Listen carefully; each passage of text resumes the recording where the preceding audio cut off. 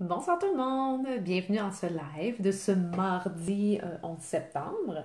Alors j'espère que vous avez passé une belle journée. Je vais juste attendre quelques minutes, voir s'il y a des gens qui se joignent à moi en ce soir 9h15. Donc oui, on a une petite rencontre tard ce soir. Une journée bien remplie depuis quelques temps. Puis en fait, c'est un petit peu là-dessus que j'ai envie de vous amener, en fait. Bonjour tout le monde, oui. Donc j'avais envie de vous amener par rapport à ça. Donc je vous dis que j'ai des journées quand même assez remplies depuis quelques temps. Puis, en fait, c'est drôle parce que ce que je vais vous partager ce soir, c'est un texte méditatif, mais que j'ai écrit en fait l'année passée, à peu près à la même période où ce que j'avais quand même une période assez bien remplie. Donc, on dirait, je ne sais pas si c'est par hasard, on dirait que des fois on vit les mêmes périodes de nos vies, mais à chaque année. Donc, moi, les fins d'été, début d'automne, c'est toujours super rempli, mais je pense que pour la plupart des gens, c'est avec la rentrée à l'école, des tout petits et tout, c'est quand même une période où c'est assez rempli. Moi, habituellement, ça l'était pas tant, mais maintenant, ça l'est de plus en plus et j'ai pas d'enfant encore. Alors, en fait, c'est ça, j'ai des journées bien remplies ces temps-ci. Je sais que j'en suis un petit peu responsable aussi parce que, bon, je prends différentes formations pour faire en sorte que mon entreprise puisse bien aller et tout. Puis avec plein de choses à travers tout ça, je sens que je me néglige beaucoup moi-même puis que je néglige même aussi les gens autour de moi. Mais avec tout ça, il y a de beaux apprentissages que je suis en train de faire. Allô? Donc, excusez, je fais des petits allos aux gens qui me font des allos. Alors oui, c'est ça, j'ai des beaux apprentissages que je suis en train de faire. Puis par contre, j'ai l'impression qu'il y en a beaucoup qui arrivent en même temps. Donc c'est un petit peu ça que j'avais eu l'année passée aussi. Beaucoup d'apprentissages en même temps, puis que c'est super intéressant, mais là c'est comme, pouah, je suis sur le point d'exploser.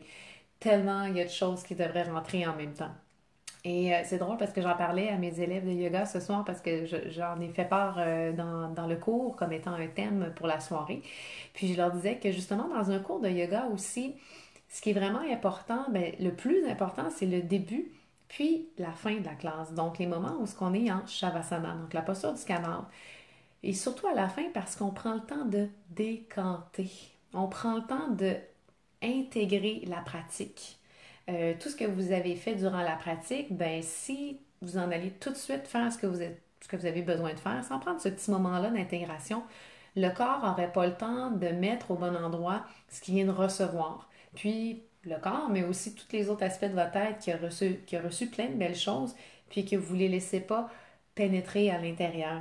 Un peu comme un vin, dans le fond, hein, qu'on veut laisser décanter. Puis pourquoi qu'un vin, ben, on veut qui décante, mais c'est pour qu'il prenne de plus en plus de saveur, pour qu'il devienne de plus en plus goûteux, puis que quand on le prend après, on fait comme wow, on le déguste, on le savoure, puis on sent les bienfaits, on sent les arômes, on sent tout ça.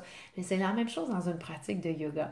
Puis c'est la même chose, je considère, dans tous les événements de notre vie. On devrait prendre le temps de décanter les moments de notre vie, surtout les bons, mais tu sais aussi les moins bons, parfois, il faut les décanter aussi parce que il y a des apprentissages qui sont cachés derrière tout ça.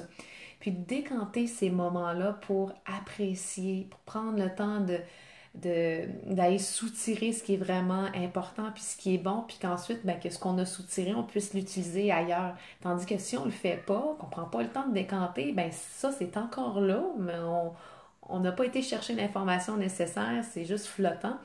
Puis, ben, ça ne nous sert pas. Alors, c'est là que c'est important de décanter. Puis, j'avais décomposé. À force de dire décanter, au lieu de dire composer, je fais dit décomposer.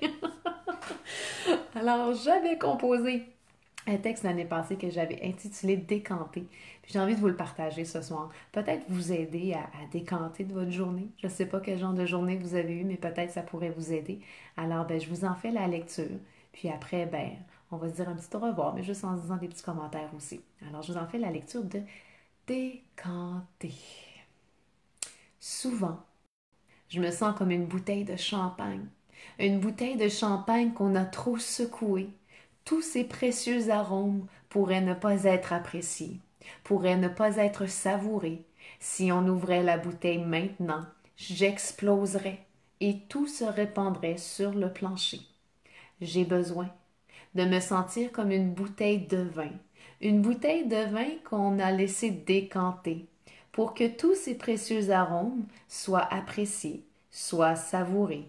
Si ma bouteille décantait, j'intégrerais et tout se répandrait dans mon être, chaque moment de ma vie est une bouteille de vin à décanter. Et voilà, un petit texte tout simple pour vous amener à décanter les moments de votre vie. Je ne sais pas, vous, c'est quoi vos stratégies pour décanter? Comment vous faites ça, vous, décanter? Mais moi, en fin de semaine, j'en ai eu vraiment besoin, là, puis ce que j'ai fait, j'aime beaucoup la lecture. Ben, je me suis permis une fin de semaine vraiment là, d'être patapouf dans mon sofa, de décanter. Le lundi, je me suis sentie déjà mieux.